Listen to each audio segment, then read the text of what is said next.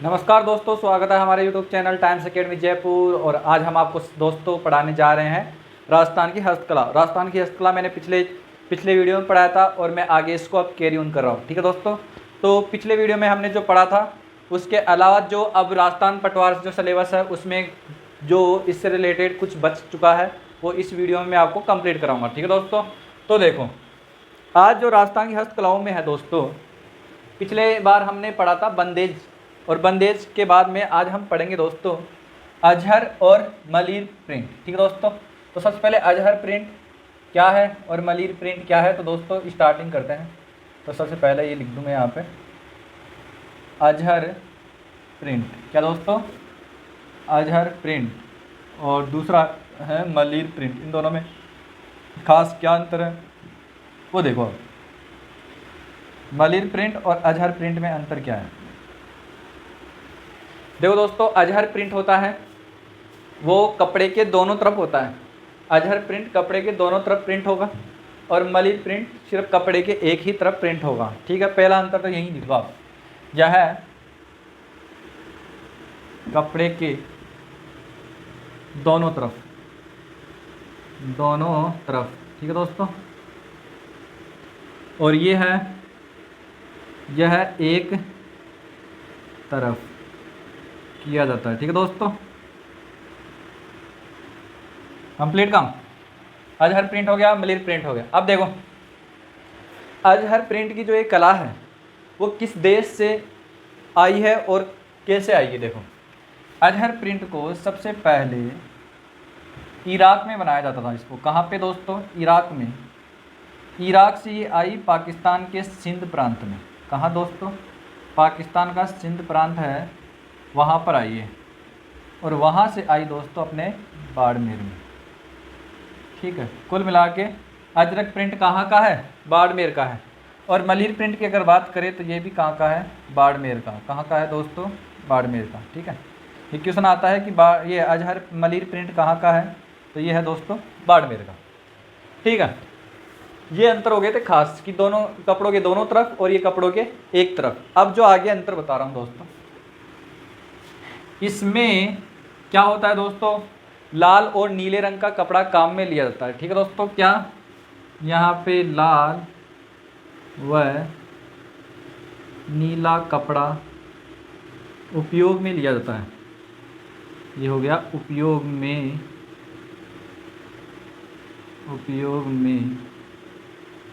लिया जाता है। ठीक है, लाल और नीला कपड़ा, तो इसको मैं बता दूं ये अपना लाल है, ये नीला है। ठीक है, अब है मलिर प्रिंट की बात करिए अगर दोस्तों, तो इसमें कौन सा कपड़ा काम में लिया जाता है? कत्थई कलर का। क्या दोस्तों? कत्थई रंग का। कत्थई रंग का कपड़ा काम में लिया जाता है, काम में आता है। ठीक है दोस्तों, काम में आता है। अब देखो ये कत्थई कलर हो गया और ये हो गया लाल और नीला रंग। अब दोस्तों ये अजहर और ये मलिर प्रिंट दोनों ही किस प्रकार के कपड़े में काम आते हैं, मतलब किस प्रकार का जो कपड़ा है उसमें काम देंगे, तो मैं दोनों का बता दूं। मैं दोस्तों आपने कभी देखा है तो कंबल होती है, कंबल, उस कंबल के ऊपर जो दाने दाने से आते हैं दोस्तों, तो देखो यहाँ पे लिख दो, यह दोनों ही कंबल बनाने के काम में आते हैं दोस्तों, बनाने में काम आता है। ठीक है दोस्तों, ये हो गया आता है, कंबल बनाएंगे दोनों से ही। ठीक है दोस्तों, ये इंपॉर्टेंट बात है यहाँ पे, कंबल बनाने के काम में आता है। कंप्लीट काम। बस ये क्वेश्चन ज़्यादातर पूछते हैं कि कंबल बनाने में मलिर प्रिंट काम में आएगा, अजहर प्रिंट काम में आएगा, और मलिर प्रिंट में कत्थई कलर काम में आता है, अजहर प्रिंट में लाल और नीला रंग का उपयोग आता है। ठीक है दोस्तों, और अजहर प्रिंट जो है वो इराक से सिंध प्रांत और सिंध प्रांत से बाड़मेर तक पहुंची है। ये पहुंचा है सीधा बाड़मेर। ठीक है दोस्तों, मतलब बाड़मेर की एक कला। ठीक है, ये फटाफट इसका स्क्रीनशॉट लो और फिर आगे चलते हैं इसमें क्या है क्या नहीं है। और इसमें अगर बात करें दोस्तों मलिर प्रिंट की, एक छोटी सी बात और कर देता हूँ मैं, कि जो मलिर प्रिंट है दोस्तों वो क्या है, पंजाब का एक कोका है, मतलब कोका कार्य होता है, ठीक है। तो पंजाब के कोका कार्य से मिलता जुलता कार्य है दोस्तों, क्या है, पंजाब का कोका प्रिंट से मिलता जुलता कार्य है। जैसे कि मलिर प्रिंट होता है वैसे ही ये कोका प्रिंट भी होता है, ठीक है दोस्तों। तो इसका एक अन्य नाम अगर आपको बोलूँ तो यह है पंजाब के कोका प्रिंट से मिलता है, ठीक है दोस्तों, वैसा का वैसा ही है, ठीक है। अब फटाफट इसका स्क्रीनशॉट लो और फिर नेक्स्ट में चलते हैं दोस्तों, ठीक है।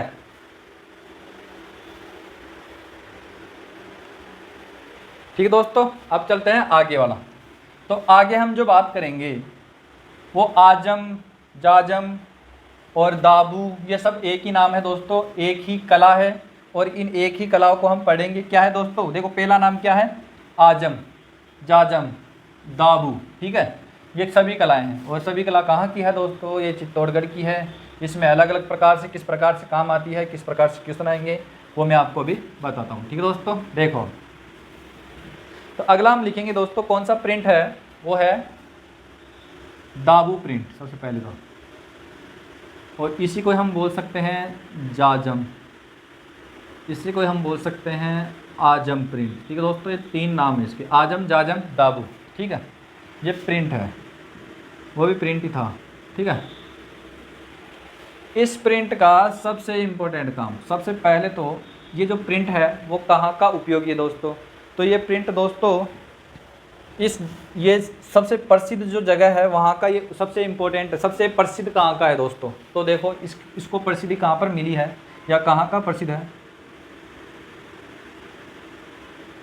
छिपोला गांव है दोस्तों। क्या दोस्तों, छिपोला गांव,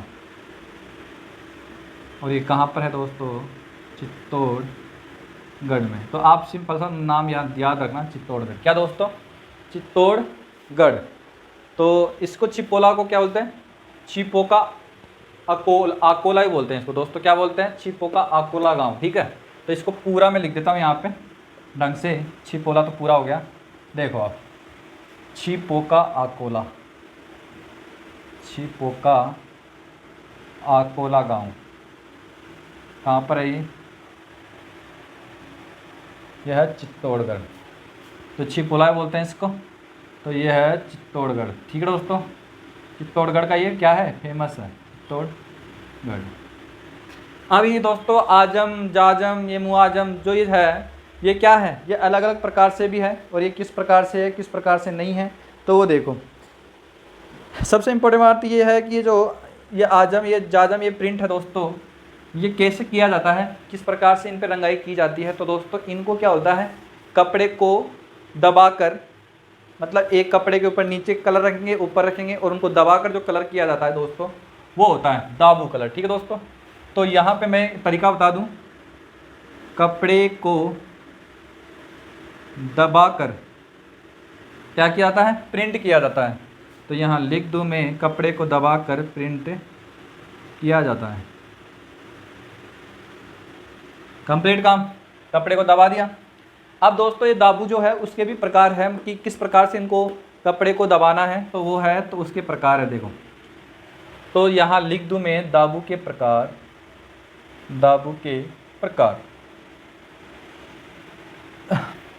एक है दोस्तों गेहूं का दाबू, और ये कहाँ का फेमस है, वो तीन चार प्रकार के हैं दोस्त। तो सबसे पहले देख लो आप, गेहूं का दाबू कहाँ का फेमस है दोस्तों, इसका आपको नाम याद रखना है, सांगानेर, जयपुर। सांगानेर जयपुर का क्या है, गेहूं का दाबू जो दोस्तों है फेमस है, वो कहाँ का फेमस है, सांगानेर और जयपुर का। फिर उसके बाद में हम बात करते हैं मोम का दाबू। क्या दोस्तों, फिर हम बात करते हैं मोम का दाबू, और ये कहाँ का फेमस है दोस्तों, ये है सवाई माधोपुर का। कहाँ का दोस्तों, सवाई माधोपुर का। ये लिख दो यहाँ पे, सवाई माधोपुर, ठीक है। कंप्लीट काम। एक है दोस्तों लुगदी का दाबू। क्या दोस्तों, लुगदी का दाबू।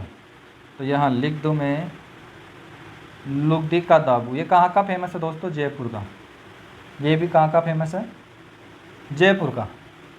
अब दोस्तों एक होता है सबसे लास्ट में जो मिट्टी का दाबू होता है। क्या दोस्तों? मिट्टी का दाबू होता है। और मिट्टी का दाबू कहाँ पर होगा?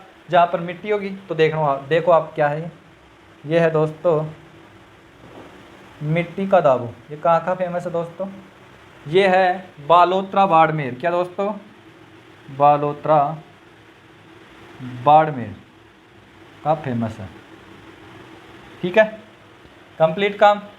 ये 4 दाबू है। दाबू के प्रकार है कि किस प्रकार के दाबू को, इसकी क्वेश्चन भी आते हैं कि जो दाबू है, मोम का दाबू है, वो कहाँ का फेमस है। ये क्वेश्चन भी आया हुआ है दोस्तों। तो इस बार आपके चांसेस बनते हैं कि लुगदी या मिट्टी का जो दाबू है उस प्रकार के क्वेश्चन के आने के चांसेस आपके रहते हैं दोस्तों।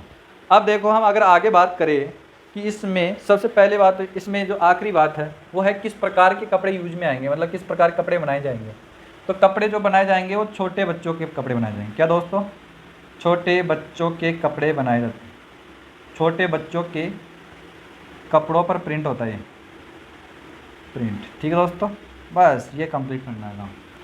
दाबू से ध्यान रखना, बाबू से ध्यान रख जाएंगे आपको छोटे बच्चे। ठीक है दोस्तों, छोटे बच्चों के जो कपड़े हैं उन पर आप ये प्रिंट होता है दोस्तों। ठीक है, तो दोस्तों अब यहाँ पर आप फटाफट स्क्रीनशॉट लो और फिर हम आगे चलते हैं। आगे हम पढ़ेंगे दोस्तों ठप्पा। और ठप्पा में क्या पढ़ेंगे? देखो दोस्तों, इसमें एक छोटी सी बात है। जो गेहूं का दाबू है दोस्तों, उसमें एक छोटा सा घोल होता है। देखो वो घोल भी इसमें मिला दिया जाता है। जो गेहूं का दाबू है, मालकड़ी का प्रयोग किया जाता है इसमें। कौन से दोस्तों? मालकड़ी।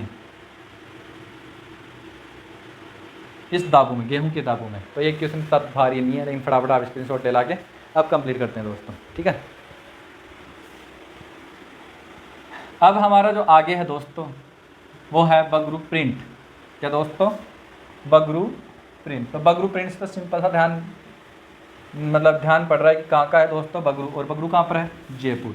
जयपुर में ये प्रिंट है। और कैसे किया जाता है? सबसे पहली बात तो ये कंबल पे किया जाएगा और ऊनी वस्त्रों पे किया जाएगा। ठीक है दोस्तों, यहाँ से कंबल पे और ऊनी वस्त्रों पे ये प्रिंट किया जाता है। कौन सा प्रिंट? बगरू प्रिंट या ठप्पा जिसे बोलते हैं। ठीक है दोस्तों, अब देखो आप हाँ कि क्या क्या कैसे पढ़ते हैं दोस्तों, तो वो देखो आप। तो इसको सबसे पहले हम यहाँ लिखते हैं दोस्तों। अब हम पढ़ने जा रहे हैं ठप्पा या बगरू प्रिंट। तो दोस्तों सबसे पहली बात तो ये कहाँ का है? ठप्पा आएगा ना। ठप्पा कहाँ का है? ठप्पा है बगरू का। ठीक है दोस्तों, तो ये है दोस्तों कहाँ का? बगरू का। ये लो, बगरू कहाँ का है दोस्तों? जयपुर। कंप्लीट काम में कहाँ लिया जाता है दोस्तों? कंबल पे काम लिया जाता है और ऊनी वस्त्रों पे काम लिया जाता है। ठीक है दोस्तों, तो यहाँ पे लिख दूँ मैं कंबल व ऊनी वस्त्रों पर। ये हो गया ऊनी वस्त्रों पर। ठीक है, आया समझ में? और अगर दोस्तों इसका अगर तीसरा क्वेश्चन बैठता है तो तीसरा क्वेश्चन इतना सा बैठता है कि इसकी जो प्रसिद्ध कलाकार है दोस्तों, वो प्रसिद्ध कलाकार कौन कौन से हैं, किन किन व्यक्तियों को इनमें प्रसिद्धि मिली है। तो वो बगरू के हैं तीनों व्यक्ति है जो दोस्तों प्रसिद्ध कलाकार। तो यहाँ से है दोस्तों प्रसिद्ध कलाकार। तो प्रसिद्ध कलाकार कौन कौन है दोस्तों? सबसे पहले तो है लक्ष्मी नारायण।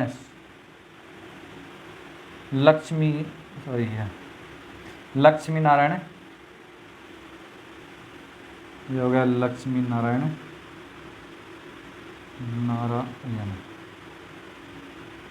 ठीक है दोस्तों, एक लक्ष्मी नारायण हो गया, एक राम किशोर हो गया दोस्तों, और एक हो गया अपने सोहन लाल। ठीक है दोस्तों, राम किशोर, सोहन लाल और लक्ष्मी नारायण। ठीक है दोस्तों, तो देखो लक्ष्मी नारायण इसका जो जाति है दोस्तों छिपा जाति के तीनों ही। ठीक है दोस्तों, लक्ष्मी नारायण हो गया, राम किशोर हो गया, तो राम किशोर छिपा हो गया। और तीसरा है दोस्तों कौन कौन? लक्ष्मी नारायण, राम किशोर, और तीसरा कौन है अभी तो बताया। तो दोस्तों ये क्या है? राम किशोर छिपा और लक्ष्मी नारायण छिपा, और एक है अपने सोहन लाल छिपा। क्या दोस्तों? सोहन लाल छिपा।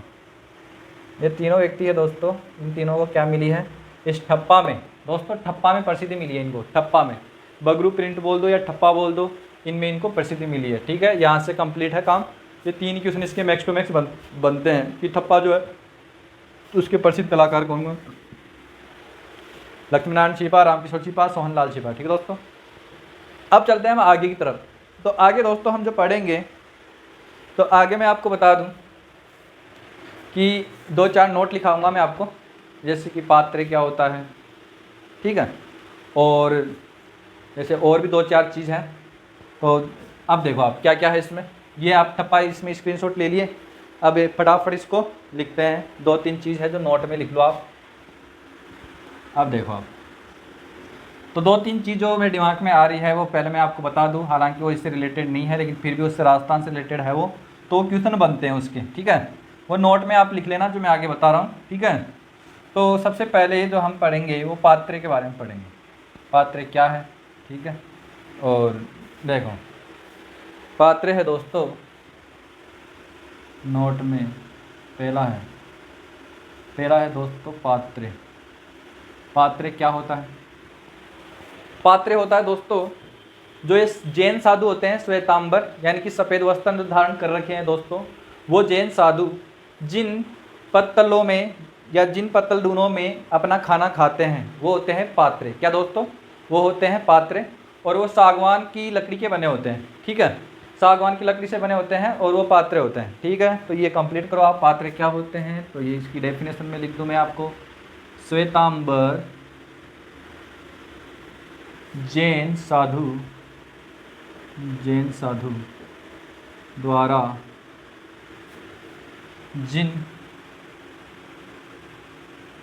जिन पर भोजन रखकर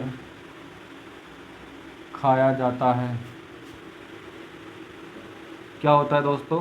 पात्रे कहलाते हैं, ठीक है दोस्तों। ये अपने हो गया पात्रे। तो दोस्तों पात्रे, सबसे पहली बात है पात्रे फेमस कहाँ के हैं, किस जगह की सबसे ज़्यादा फेमस है?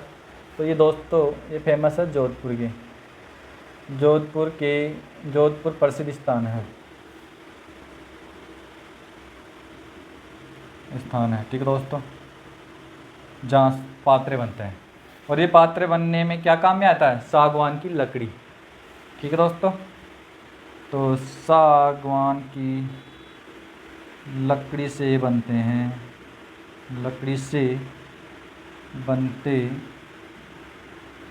ठीक है दोस्तों। ये हो गए पात्रे। पात्रों में 3 चीज़ आ गए, श्वेतांबर जैन साधु द्वारा जिन पर भोजन रख कर खाया जाता है वो पात्रे कहलाते हैं दोस्तों। एक सागवान के बनते हैं, विशेष रूप से इनका जो स्थान है जहाँ से इनका निर्माण कार्य होता है वो है जोधपुर, ठीक है दोस्तों। यहाँ लिख देता हूँ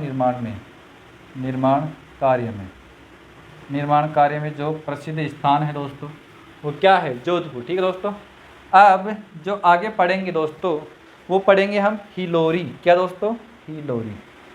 अब ये हिलोरी क्या होती है क्या नहीं होती है, इसकी डेफिनेशन आप फटाफट देखो। हिलोरी दोस्तों, हिलोरी को आप ऐसा समझ सकते हैं कि जो मिट्टी से बने बर्तन होते हैं जैसे घड़ा वगैरह, वैसे ही मिट्टी से बना अनाज रखने का एक बड़ा पात्र होता है। क्या दोस्तों?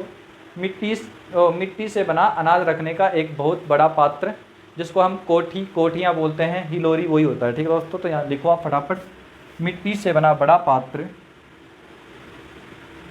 मिट्टी से बना बड़ा पात्र जिसमें अनाज रखा जाता है। क्या दोस्तों? जिसमें अनाज रखा जाता है, ठीक है, उसे हिलोरी भी कहते हैं। देखो इससे हिलोरी कोठी और अनाज की कोठियाँ जिसे बोलते हैं, अनाज की कोठियाँ भी कहते हैं, ठीक है दोस्तों।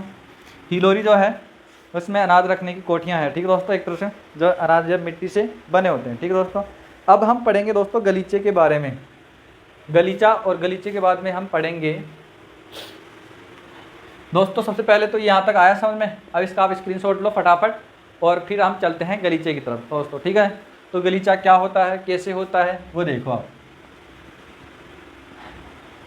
गलीचे के बारे में इतना सा ध्यान रखो आप कि जो बाड़मेर जेल है, उस बाड़मेर जेल की जो कैदी है दोस्तों वो क्या करते हैं, गलीचे का कार्य करते हैं। ठीक है, अब आप कहोगे कि बाड़मेर के जो कैदी है वही क्या ज़्यादा स्पेशल करते हैं? नहीं दोस्तों, वो सर्वाधिक करते हैं। स्पेशल नहीं, वो सर्वाधिक करते हैं। कारण क्या है कि वहाँ पर जो ऊन है, गलीचे में लगने वाली जो ऊन है दोस्तों, वो आसानी से बाड़मेर में प्राप्त हो जाती है वहाँ पर। ठीक है, इसलिए वो जो बाड़मेर के जो कैदी है दोस्तों जेल के, उनको गलीचे का कार्य करवाया जाता है और वहाँ से वो गलीचे जो है वो विदेशों के लिए निर्यात होते हैं। ठीक है दोस्तों, तो आगे हम पढ़ेंगे, वो है हमारा टॉपिक रहेगा गलीचा। क्या दोस्तों?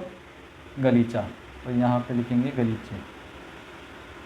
तो सिंपल सी बात है, फेमस कहाँ के होंगे दोस्तों गलीचे? बाड़मेर के। और बाड़मेर के जो कैदी हैं जेल के, उन वो क्या करते हैं? गलीचे बनाते हैं दोस्तों। ठीक है, तो यहाँ मैं बता दूँ, लिख दूँ कि बाड़मेर जेल के कैदियों द्वारा, क्या दोस्तों? बाड़मेर जेल के कैदियों द्वारा क्या किया जाता है? गलीचों का निर्माण किया जाता है, गलीचे बनाए जाते हैं। ठीक है दोस्तों, तो गलीचे बनाए जाते हैं सर्वाधिक मात्रा में। ठीक है दोस्तों, अब है फिर इसके बाद में बाड़मेर से कारण, जब कारण बता दूं कि यहाँ ऊन आसानी से मिल जाती है। ऊन आसानी से क्या होती है? मिल जाती है। ऊन हमें दिक्कत नहीं आती है, ऊन आसानी से मिल जाती है। फिर इसका आगे देखेंगे दोस्तों, यहाँ से यह गलीचे क्या होते हैं दोस्तों? यहाँ से गलीचे विदेशों में निर्यात कर दिए जाते हैं दोस्तों। क्या? निर्यात कर दिए जाते हैं। एक होता है दोस्तों आगे जो 4 नंबर का बताऊंगा, वो है दरी।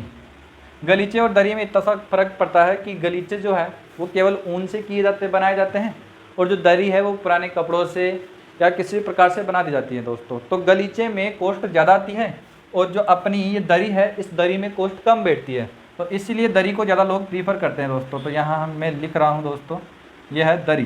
ठीक है दोस्तों, तो सबसे पहले यहाँ पर एक चीज़ और बाकी रह गई गलीचे में, कि ये गलीचे कहाँ के ज़्यादा फेमस है। चलो ठीक है, ये बाड़मेर के फेमस है, तो इनके जो प्रमुख स्थान या प्रमुख केंद्र है वो कौन कौन से हैं?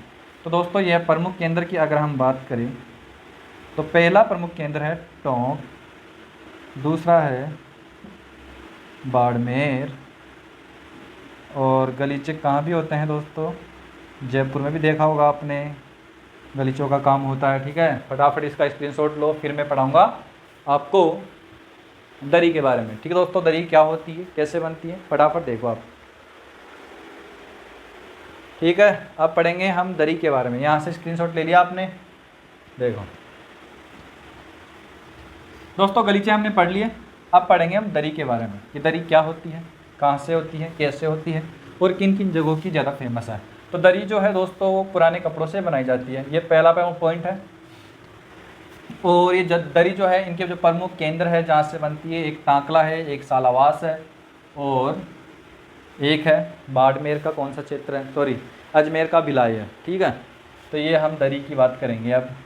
और दरी का जो है सबसे पहली बात, इम्पोर्टेंट बात दोस्तों, कि जो दरी उद्योग है उसकी सबसे इम्पोर्टेंट बात इतनी सी है कि दोस्तों दरी जो है वो गलीचों की तुलना में क्या होती है, काफ़ी सस्ती होती है, और ये कपड़ों से, पुराने कपड़ों से भी बनती है दोस्तों। ठीक है, एक तो है गलीचों की अपेक्षा काफ़ी सस्ती, ठीक है दोस्तों, पड़ती है। दूसरा, यह पुराने कपड़ों से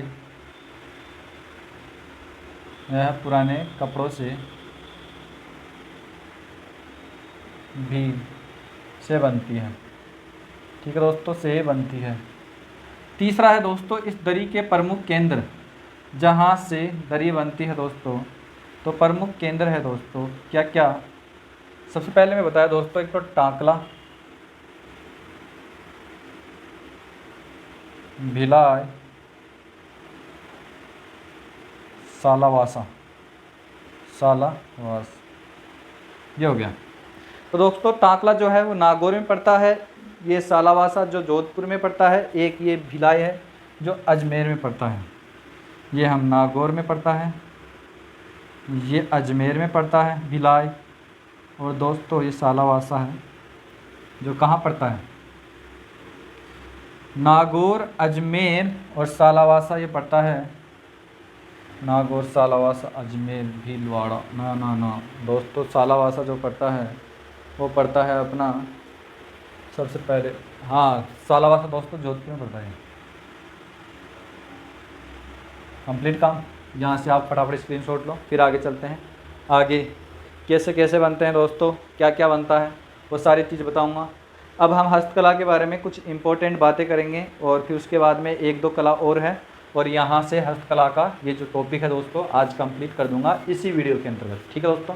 फिर हम आगे अगले वीडियो में मिलेंगे दोस्तों, ठीक है। तो देखो आप कंप्लीट काम यहाँ से। अब हस्तकला की कुछ इम्पोर्टेंट बातें देख लो आप जहाँ से, यानी पहले ऐसे देख लो कि दो प्रकार की कलाएँ अभी भी और भी बाकी है, मथेरना बाकी रह गई और एक उस्ता कला बाकी रह गई, ऐसे कर लो या तो, ठीक है। तो चलो पहले इंपॉर्टेंट बातें बता देता हूँ, उस्ता कला रही रहने दो दोस्तों। सबसे पहले इंपॉर्टेंट बातें हैं हस्तकला के बारे में, तो यहाँ मैं इंपॉर्टेंट फैक्ट लिखता हूँ दोस्तों। क्या क्या इंपॉर्टेंट फैक्ट, इस चैप्टर के इंपॉर्टेंट फैक्ट्स है क्या क्या है हस्तकला के बारे में। सबसे पहले है जवाहर कला केंद्र। जवाहर कला केंद्र की बात करें दोस्तों तो ये जयपुर में स्थित है, और इस जवाहर कला केंद्र से अब जो है काम हो रहा है, रतन जड़ाई व आभूषण का ही काम हो रहा है। रतन जड़ाई व आभूषण का निर्माण का कार्य हो रहा है, आभूषण बनाने के काम आ रहा है दोस्तों। यहाँ से हमें जवाहर कला केंद्र से हमें सर्वाधिक विदेशी मुद्रा प्राप्त होती है दोस्तों। ये मैं बता चुका हूँ आपको पिछले वीडियो में, तो यहाँ बताने की ज़्यादा आवश्यकता नहीं होगी। अब देखो मैं जो इम्पोर्टेंट पॉइंट और बता रहा हूँ दोस्तों, तो अब फटाफट आप उनसे देखो। ये तो आप जानते होंगे जो मैंने पॉइंट बताया। जो आगे जो पॉइंट है दोस्तों वो है कि हस्तकला के जो सामान है दोस्तों उनको निर्यात करने का एक फिक्स प्लेटफॉर्म नहीं था, जहाँ से कि हमें क्या करना पड़े कि हमें निर्यात, विदेशों में निर्यात करने की समस्या थी दोस्तों। तो उसके लिए इन्होंने क्या किया, इन्होंने आयात निर्यात संवर्धन पार्क बनाया। क्या दोस्तों, आयात निर्यात संवर्धन पार्क। और ये कहाँ पर है दोस्तों, ये है बेरानाड़ा। और ये कहाँ पर है दोस्तों, ये है अपने जोधपुर में। जोधपुर में कौन सा है दोस्तों, आयात निर्यात संवर्धन पार्क। कारण है क्यों दोस्तों, क्योंकि यहाँ से क्या है देखो बता दूं मैं इसका भी रीज़न। यहाँ से विदेशों में वस्तुएं निर्यात की जाती हैं, वस्तुएं निर्यात की जाती है, ठीक है दोस्तों। आई बात समझ में कि आयात निर्यात संवर्धन पार्क जो बेरानाड़ा जोधपुर है वहाँ से वस्तुएं निर्यात की जाती है, कहाँ के लिए, विदेशों के लिए, ठीक है दोस्तों। ये पहला इंपॉर्टेंट काम। अब एक है दोस्तों कि ये तो काम हो गया, अब है कि जो ये कलाकार थे यहाँ के, जो हस्तकला में जो कलाकार थे दोस्तों, उनके लिए एक पुरस्कार की घोषणा कर दी गई कि, और वो पुरस्कार कैसे है कि हर ज़िले में से 10 व्यक्तियों को पुरस्कार मिलेगा जो हस्तकलाओं में शामिल है। तो पुरस्कार कौन सी है, रंगोली राजस्थान पुरस्कार। क्या है दोस्तों, रंगोली राजस्थान पुरस्कार। रंगोली राजस्थान पुरस्कार दोस्तों, ये यहाँ आ गया रंगोली राजस्थान पुरस्कार। तो ये पुरस्कार क्या है दोस्तों, सबसे पहले जिले के 10 प्रतिभाशाली कलाकारों को ये दिया जाएगा, ठीक है दोस्तों।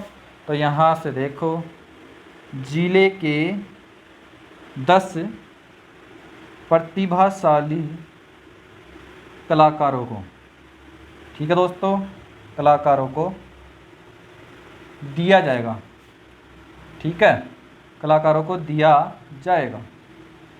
दूसरी बात, इसकी शुरुआत कब से हुई दोस्तों, ये हो गया इसकी शुरुआत हुई दोस्तों 2003-2004। और इसके साथ में इस रंगोली राजस्थान पुरस्कार के साथ में दोस्तों क्या भी दिया जाता है, एक स्मृति चिन्ह भी दिया जाता है। तो दोस्तों यहाँ लिखो, इसके साथ एक स्मृति चिन्ह भी दिया जाता है। ठीक है दोस्तों, आ रहा है समझ में, स्मृति चिन्ह भी दिया जाता है। आगे बात समझ में, ये है अपने रंगोली राजस्थान। फिर दोस्तों राजस्थान सरकार ने क्या किया, इसकी एक ट्रेनिंग, मतलब जो ये व्यक्ति है वो ये कलाकार है, सॉरी ये जो व्यक्ति है जो हस्तकला में जुड़ना चाहता है उसको ट्रेनिंग कहाँ दी जाए, तो एक ट्रेनिंग सेंटर खोला गया। और वो ट्रेनिंग सेंटर कहाँ खोला गया, वो तो जयपुर में ही है अपने। ठीक है दोस्तों, हस्तकला ट्रेनिंग सेंटर, तो मैं यहाँ लिख दूँ, नीचे लिख रहा हूँ दोस्तों, ये है अपना हस्तकला training centre, training TRANING training centre. दोस्तों ये कहाँ पर है ट्रेनिंग सेंटर, ये है जयपुर में। ये भी क्वेश्चन है, इम्पोर्टेंट है। ठीक है, अब इसके बाद में दोस्तों और कुछ भी नहीं है, इसके बाद में हम आय की बात करेंगे। यहाँ से फटाफट स्क्रीनशॉट लो और फिर हम आय की बात करते हैं कि आय किस में कहाँ से कितनी आय मिलती है, कैसे आय मिलती है, और कौन सा जिला है, सॉरी कौन सा जो राज्य है वो ज़्यादा बनाता है।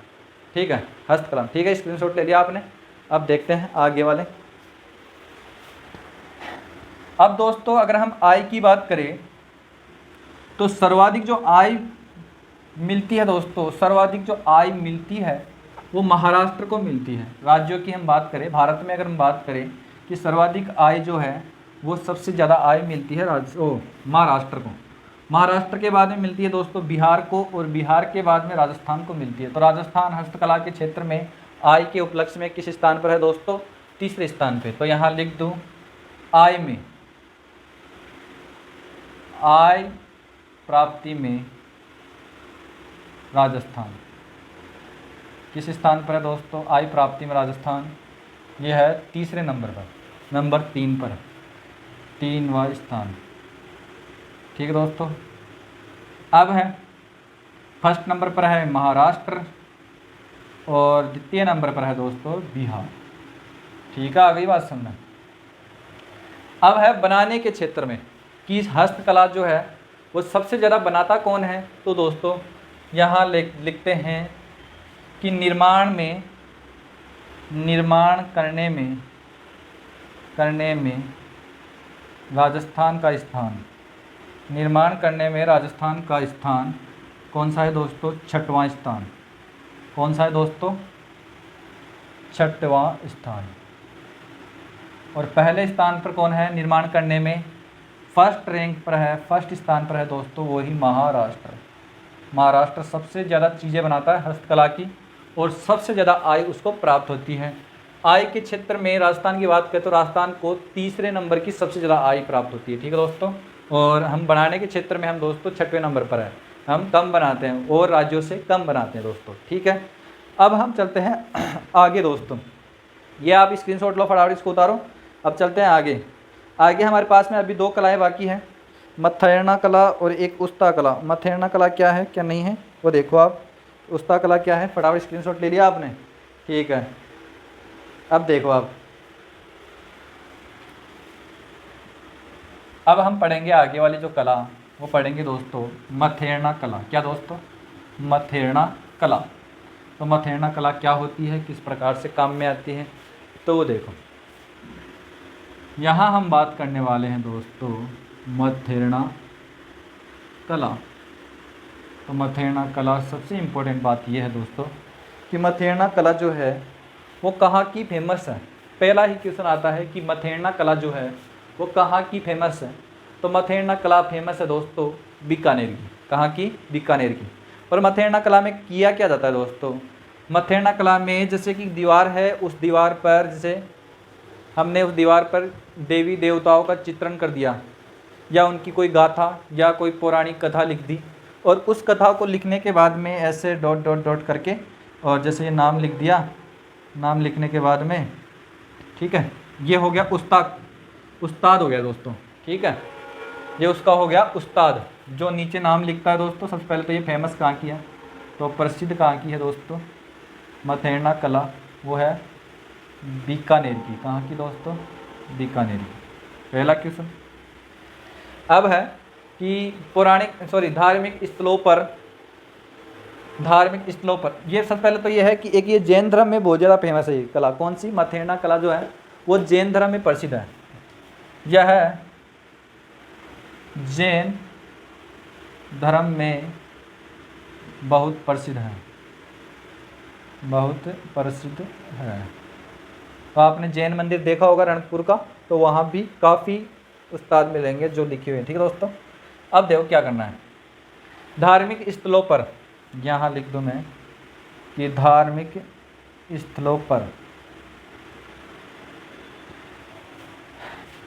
किसी देवी देवता का चित्र, किसी देवी देवताओं का चित्र, पौराणिक कथा या धार्मिक कथा या कोई गाथा, दोस्तों गाथा लिखना क्या होता है? मथेरना कहलाता है। लिखना मथेरना कहलाती है, मथेरना कला कहलाती है। ठीक है दोस्तों, ये हो गया कंप्लीट। अब है मथेरना कला जो है, इसमें व्यक्ति यानी कि जो कलाकार है दोस्तों, वो कलाकार क्या करेगा, ये जो भी है जैसे धार्मिक स्थलों पर देवी देवताओं का चित्रण वगैरह लिखा के जो बनाकर और अपना नाम नीचे लिख देगा, तो वो क्या होता है दोस्तों? कलाकार को हम उस्ताद कहते हैं इसमें। तो यहाँ पे दोस्तों कलाकार को उस्ताद कहा जाता है, उस्ताद कहा जाता है। ठीक है दोस्तों, अब हम अगर उस्ताद से बात करें तो सबसे इम्पोर्टेंट बात यह है कि कौन कौन से ऐसे उस्ताद हैं जो सबसे ज़्यादा प्रसिद्ध है। तो यहाँ लिख दो प्रसिद्ध उस्ताद। तो दोस्तों एक उस्ताद तो है अपना रामलाल, दूसरा है मुन्ना लाल। क्या दोस्तों? रामलाल और दूसरा है मुन्ना लाल। ये है उस्ताद, ये फेमस यानी कि प्रसिद्ध है, ये उस्ताद है दोस्तों इसमें। ठीक है, यहाँ से कंप्लीट होता है। अब इसको आप मथेरना कला को बस इतना सा ध्यान रखना कि ये सबसे पहले बीकानेर में फेमस है और इसके जो कलाकार है उसको उस्ताद कहते हैं। और ये रामलाल और ये मुन्ना लाल, ये दोनों क्या है? फेमस उस्ताद है लोग। ठीक है दोस्तों, तो आप इसका स्क्रीनशॉट लो, फिर मैं उसके बाद में उस्ता कला बताऊँगा आपको कि उस्ता कला क्या होती है, उसके फेमस कलाकार कौन कौन हैं, कहाँ की फेमस है, ये सारी चीज़ बताऊँगा। ठीक है दोस्तों, तो हम पढ़ेंगे अब आगे उस्ता कला।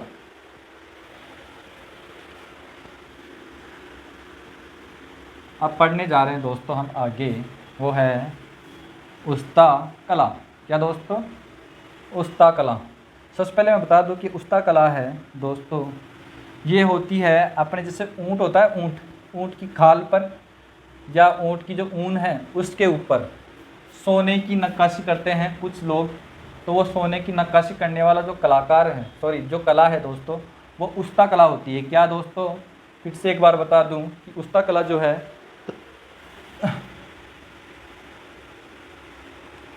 अब लास्ट है दोस्तों हस्तकला में, और वो है उस्ता कला। उस्ता कला होती है दोस्तों कि ऊँट की खाल या ऊन पर, ऊँट की खाल या ऊन पर, देखो यहाँ पे लिख दूँ मैं, ऊँट की खाल या ऊन पर, ऊँट की खाल या ऊन पर सोने की नक्काशी करना। क्या दोस्तों? सोने की नक्काशी करना क्या कहलाता है? उस्ता कहलाता है। क्या दोस्तों? सोने की नक्काशी करना उस्ता कहलाता है। आ गई बात समझ में कि ऊँट की जो खाल है दोस्तों, देख किस प्रकार से बता दूं मैं आपको। जैसे ये ऊँट है, आप तो डायरेक्ट ही देखो किस प्रकार से उस्ता कला होती है। उस्ता कला ऐसे होती है, स्टार बनाते हैं ऐसे, फिर दूसरा बनाएंगे स्टार,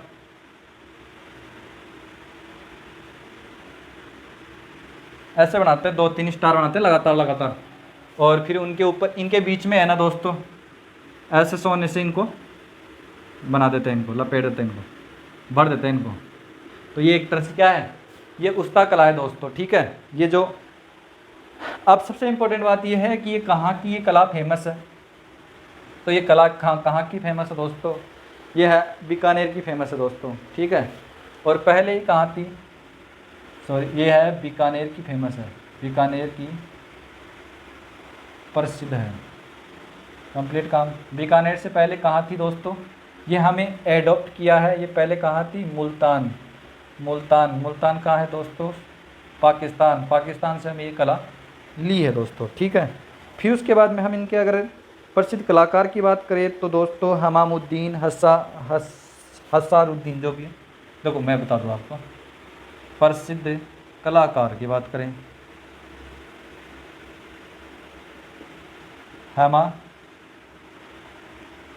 हमामुद्दीन, ठीक है दोस्तों। और हासिरुद्दीन, क्या दोस्तों दूसरा है, हासिरुद्दीन। तो आप ये ध्यान रखना कि इसके जो प्रसिद्ध कलाकार हैं, जो उस्ता कला करने में फेमस है, वो है हमामुद्दीन और हासिरुद्दीन, ठीक है दोस्तों। अब ये है दोस्तों, ये सबसे पहले ये जो कलाकार है, सबसे पहले जो ये कलाकार तो फेमस है, जो पुराने हो चुके, ठीक है। और वर्तमान में जो फेमस है दोस्तों, वर्तमान में जो फेमस है, यहाँ लिख दूँ मैं, वर्तमान में प्रसिद्ध कलाकार, इसका भी क्वेश्चन बनता है इसलिए बता रहा हूँ मैं फटाफट। हनीफ, क्या दोस्तों, हनीफ, ठीक है। इसका जो वर्तमान में प्रसिद्ध कलाकार है वो है हनीफ। अब दोस्तों सबसे पहले तो है, देखो 2-3 फैक्ट बता दूं, इन सब के आगे आप उस्ता लगा सकते हो, जैसे हमामुद्दीन उस्ता, क्योंकि सभी उस्ता परिवार से हैं, तो जो उस्ता कला को इंडिया में लाने का श्रेय है वो उस्ता परिवार को ही जाता है। सबसे पहले इन्होंने इंडिया में कहाँ लाई, सॉरी भारत में सबसे पहले कहाँ आई दोस्तों, तो भारत में सबसे पहले किस स्थान पर आई दोस्तों, सबसे पहले बनारस में आई। कहाँ पे दोस्तों, बनारस में आई। यहाँ पे आपका दोस्तों ये होता है चैप्टर कंप्लीट, ठीक है दोस्तों आज ये हस्तकला का जो टॉपिक है दोस्तों ये कंप्लीट हो चुका है। और मैं जो भी इसकी जो प्रीवियस क्लास है उसका लिंक मैं डिस्क्रिप्शन में दे दूँगा, ठीक है। आप हमारे इस चैप्टर को पूरा अच्छे से, पुरानी क्लास जो है, पिछली क्लास है, वहाँ से स्टार्टिंग से देखो आप, और इनके सेल्फ नोट्स बनाओ, ठीक है। फिर इसके बाद में एक एक चीज़ को आप रिटर्न करके और इसको अच्छे से याद करो। और उम्मीद करता हूँ दोस्तों ये जो मैं पढ़ा रहा हूँ ये बड़ी अच्छी तरीके से और बड़ा डीप से पढ़ा रहा हूँ, इससे बाहर कुछ भी नहीं जाने का, ज़्यादा कुछ भी नहीं जाएगा, ठीक है दोस्तों, आप यकीन रखो। और जो जी की क्लास है, और दोस्तों ये हमारा पढ़ाया हुआ आपको कैसा लगा ये हमारे कमेंट बॉक्स में आप लिख कर बताओ। और अगर किसी प्रकार से आपको कोई चैप्टर है जो आपको चाहिए कि नहीं मेरे को ये पहले चाहिए, तो हमें रिक्वायरमेंट में बताओ, फिर हम आपको आपकी वो रिक्वायरमेंट भी कंप्लीट करेंगे, ठीक है दोस्तों। तो अभी हम विदा लेते हैं, और ठीक।